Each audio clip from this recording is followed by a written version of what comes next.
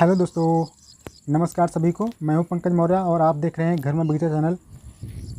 दोस्तों, आज हम बात करने वाले हैं इस वीडियो में कि सरसों की खली खेत में अपने जो धान की फसल है उसमें प्रयोग करें कि ना करें, अगर कर रहे हैं तो कितनी मात्रा में करें, कैसे प्रयोग करें। जितने भी सरसों की खली से संबंधित प्रश्न हैं उन सबका आज हम जवाब देने वाले हैं इस वीडियो में। तो बस आपसे एक यही रिक्वेस्ट है कि आप चैनल को सब्सक्राइब कर लीजिए, क्योंकि बहुत सारे लोग वीडियो तो देख लेते हैं लेकिन सब्सक्राइब नहीं कर रहे हैं, ये हमें पता लग जाता है। तो प्लीज़ सब्सक्राइब कर लीजिए। सब्सक्राइब करने में कोई पैसे नहीं लगते हैं, फ्री में सब्सक्राइब होता है।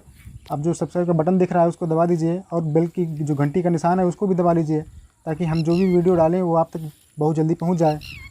तो फ्रेंड्स, चलिए आज का वीडियो शुरू करते हैं। तो किसान भाइयों, ज़्यादातर सभी भाई लोग जानते हैं कि हम लोग यूरिया, डीएपी, पोटासी केवल पौधों को देते हैं। ज़्यादातर धान की फसल में यही 3 प्रयोग किए जाते हैं। इसके अलावा जिंक भी कभी कभी प्रयोग की जाती है। लेकिन ये तत्व तो सरसों की खली में भी मौजूद होते हैं, जो फसल को अच्छा न्यूट्रिशन प्रदान करते हैं, जिससे फसल की बढ़वार, ज़्यादा कल्ले भी निकलते हैं, फसल में हरापन ज़्यादा आता है और अंततः जो है फसल का उत्पादन बहुत अच्छा होता है। तो चलिए जान लेते हैं सरसों की खली से धान में क्या क्या लाभ होते हैं। तो किसान भाइयों, पहला जो बेनिफिट होता है, जो पहला लाभ होता है वो ये होता है कि धान का जो पौधा होता है उसमें रूट ग्रोथ यानी जड़ों का विकास जो है बहुत अच्छा हो जाता है और इससे फसल में टिल्लर्स ज़्यादा निकलते हैं, कल्ले ज़्यादा निकलते हैं और फसल जो है बहुत हरी भरी हो जाती है। दूसरा फ़ायदा ये होता है कि फंगस के जो रोग आते हैं फसल में, जो ये क्योंकि एंटी फंगल होता है, सरसों की खली जो होती है वो एंटी फंगल का काम करती है, तो फंगस वाले रोगों से बचाव होता है और उन पर जो है कंट्रोल हो जाता है, क्योंकि यह एक फंगिसाइड का बहुत अच्छा काम करता है। और किसान भाइयों, तीसरा जो फ़ायदा है वो ये है कि यदि आपके खेत में निमेटोड की समस्या है तो आप सरसों की खली के साथ साथ नीम की खली का प्रयोग करें, बहुत अच्छा रिजल्ट मिलेगा। इससे निमेटोड पर भी कंट्रोल हो जाता है। और किसान भाइयों, जो चौथा फ़ायदा है वो है कि सरसों की खली में nitrogen, phosphorus, potassium, zinc, boron, sulphur, magnesium, ये जो तत्व होते हैं बहुत अच्छी मात्रा में मौजूद होते हैं। इसलिए इसे डालने से फसल की उपज बहुत अच्छी होती है और फसल जो है निरोगी एकदम हो जाती है। आप चाहें, यदि आपको यकीन ना हो तो आप अपने खेत के एक टुकड़े में केवल डालकर इसका रिजल्ट देख सकते हैं, बहुत बढ़िया रिजल्ट मिलता है। किसान भाइयों, अब बात करते हैं कि इसे डालना कैसे है। तो इसे डालने के लिए आपके खेत में थोड़ा थोड़ा पानी भी होना चाहिए। ज़्यादा पानी ना हो, लेकिन थोड़ा पानी 5 सेंटीमीटर से कम भी हो तब भी चलेगा। और फसल जो रोपाई की जाती है फसल की, या आप सीधी बुआई किए हैं तो उससे 15 दिन से लेकर, यानी रोपाई के 15 दिन से लेकर 25 दिन के बीच में आप कभी भी प्रयोग कर सकते हैं। सबसे अच्छा समय डालने का यही होता है, क्योंकि इस समय टिल्लरिंग स्टेज होती है, कल्ले ज़्यादा निकलते हैं, तो सबसे फ़ायदा डालने से इसी समय मिलता है। और किसान भाइयों, यदि आपके खेत में निमेटोड की समस्या है, अच्छा किसान भाइयों, हम आपको ये भी बता देते हैं कि जो अगर आप पहचानेंगे कैसे कि आपके खेत में निमेटोड लगा है या नहीं लगा है। तो चलिए बताते हैं। किसान भाइयों, निमेटोड को पहचानने के लिए एक टिप्स दे देता हूँ। निमेटोड बहुत ही छोटे छोटे केंचुए की तरह के हल्के लाल रंग या फिर उनका भूरा रंग होता है। बहुत ही छोटे छोटे जीव होते हैं जो आप अपनी लार से पौधे की जड़ों में छोटी छोटी गांठें जैसी बना देते हैं, जिससे ये उसी गांठों में ये जो जीव होते हैं ये बैठकर और जड़ों का रस चूसा करते हैं, जिससे जड़ों का विकास एकदम रुक जाता है। इनका प्रकोप ज़्यादातर रोपाई के 20 से 25 दिन बाद खेत में देखने को मिलता है।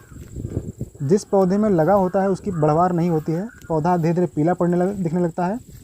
और अगर आप जड़ों सहित पौधे को उखाड़ कर देखेंगे तो आपको जड़ों में छोटी छोटी एकदम गांठें ज़रूर नज़र आएंगी।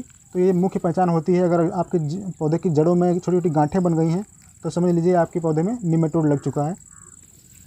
तो निमेटोड की समस्या आपके खेत में कभी नहीं आती है अगर, तो आप केवल सरसों की खली प्रयोग कर सकते हैं। 20 किलोग्राम प्रति एकड़ की सरसों की खली जो है आपको प्रयोग करनी है, यानी जो सरसों की खली रहेगी वो 20 किलो प्रति एकड़ की डोज रहेगी।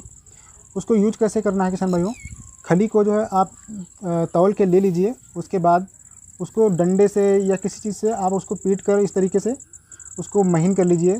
थोड़ा सा वो कूट लीजिए ताकि एक समान हो जाए, क्योंकि बड़े बड़े जो उसके ढेले टाइप में होते हैं वो आपको खेत में नहीं डालने हैं।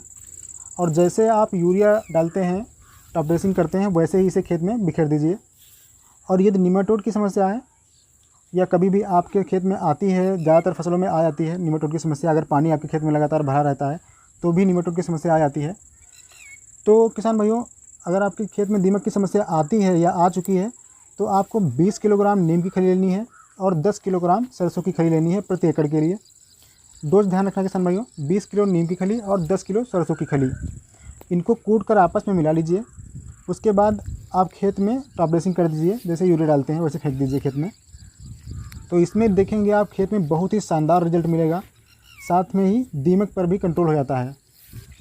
तो किसान भाइयों अब बात कर लेते हैं कि क्या सरसों की खली प्रयोग करने से कोई फसल को नुकसान होता है। तो किसान भाइयों देखिए, सरसों की खली जो है वो बिल्कुल ऑर्गेनिक उत्पाद है, जैविक उत्पाद है। जो किसान भाई जैविक विधि से खेती करते हैं उनके लिए भी यह बहुत अच्छा विकल्प है। इससे फसल को या मिट्टी को कोई भी नुकसान नहीं होता है। तो भाइयों सरसों की खली को सभी लोग प्रयोग कर सकते हैं, इसका कोई हानिकारक प्रभाव नहीं होता है फसल पर। यह ज़मीन को बिल्कुल पोरस कर देता है, तो इसलिए इसमें जड़ों का विकास बहुत तेज़ी से हो जाता है और कल्लों की संख्या भी बहुत तेज़ी से बढ़ती है। तो किसान भाइयों इसका प्रयोग रोपाई या सीधी बुआई के 15 दिन बाद जितनी जल्दी हो सके उतनी जल्दी कर देना चाहिए। तो भाइयों जानकारी अच्छी लगी हो तो प्लीज़ वीडियो को लाइक और शेयर कर दीजिए और चैनल को सब्सक्राइब कर लीजिए। तो किसान भाइयों मिलते हैं किसी अगले वीडियो में, तब तक के लिए नमस्कार, जय हिंद।